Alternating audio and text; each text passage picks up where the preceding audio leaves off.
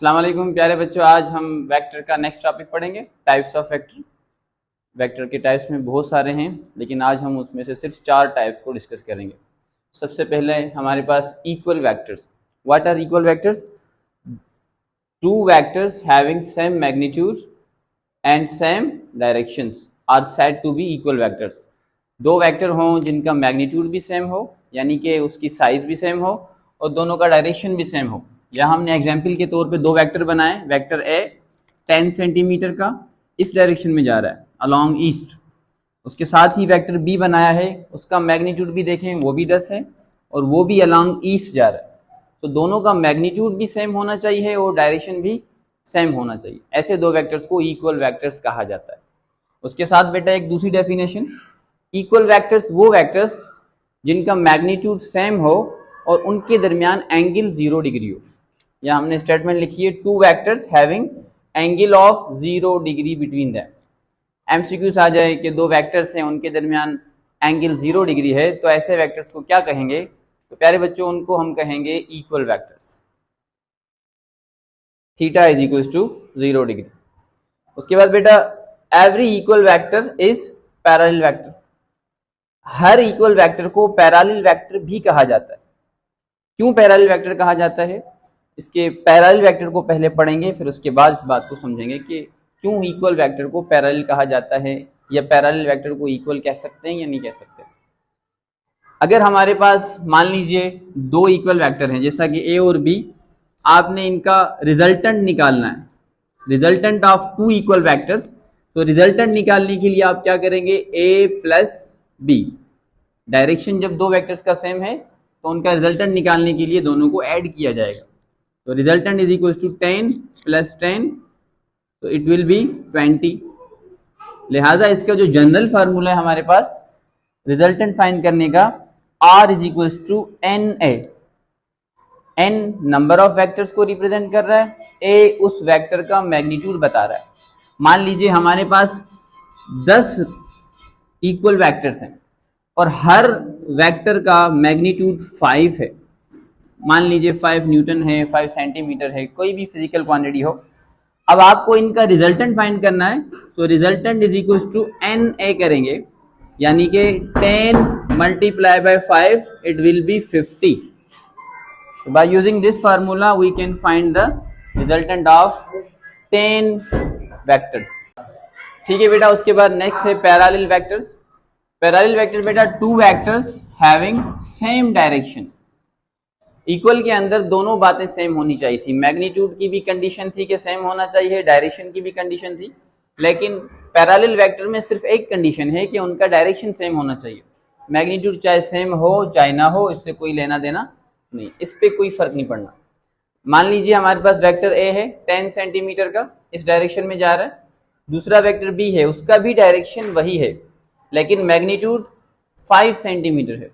So magnitude same नहीं है, लेकिन डायरेक्शन यहाँ पे दोनों का सेम है। ऐसे दो वेक्टर्स को पैरेलल वेक्टर कहा जाता है। एंगल की बात कर लें, अगर एंगल पैरेलल वेक्टर के अंदर भी डायरेक्शन सेम होने की वजह से एंगल 0 डिग्री होती है। सम की बात करें, अगर बहुत सारे पैरेलल वेक्टर्स हैं तो उनमें आप हमारा जो जनरल फार्मूला है वो ये है, A plus B up to N. A vector हमारे पास 5 न्यूटन का है, बी वेक्टर मान लीजिए 10 न्यूटन का है, सी वेक्टर मान लीजिए 12 न्यूटन का है। आपसे कोई कहे रिजल्टेंट फाइंड करें इनका, तो आप सबको प्लस करेंगे, A plus B plus C. तो resultant is equal to 5 plus 10 plus 12, it will be 27 newton. So this is the method to determine the resultant of n given parallel vectors. बेटा parallel vectors का ही type है equal vector. Equal vector में यहां हमने लिखा था कि every equal vector is parallel vector. आप इक्वल वेक्टर का डायरेक्शन देखें, दोनों का सेम है, तो ये equal vector definition of parallel vector को फॉलो करता है। इसलिए एवरी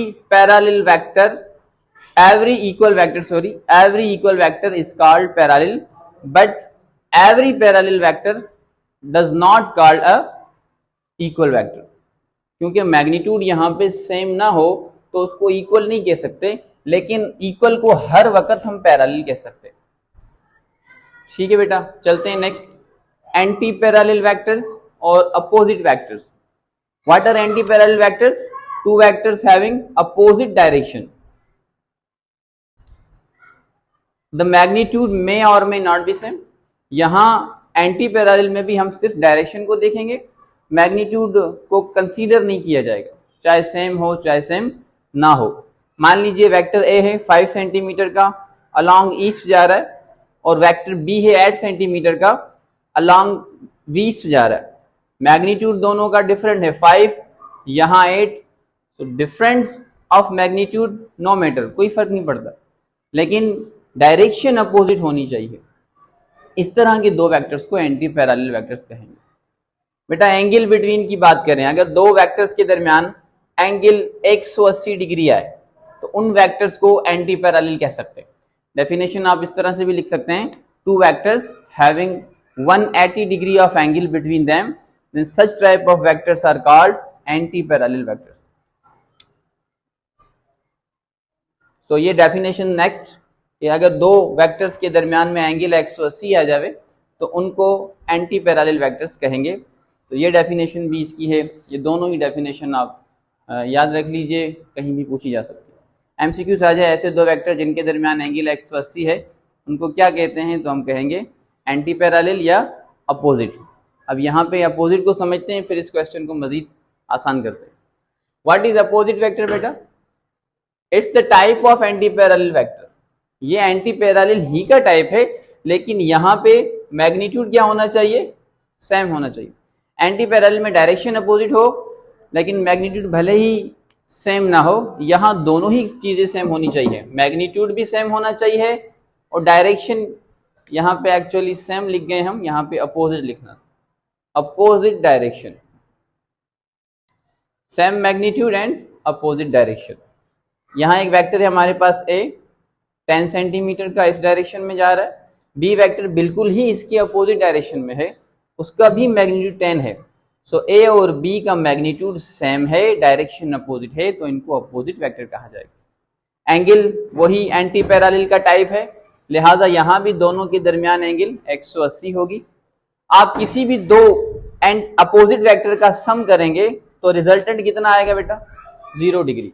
मान लीजिए ये बंदा है, a person walking from point A to point B. यहां से बंदा स्ट्रेट मूव हुआ और ये डिस्प्लेसमेंट कवर किया इसने 20 मीटर का। This is one vector going here, तो this will be 20 of plus, एक साइड को हम प्लस मान लें।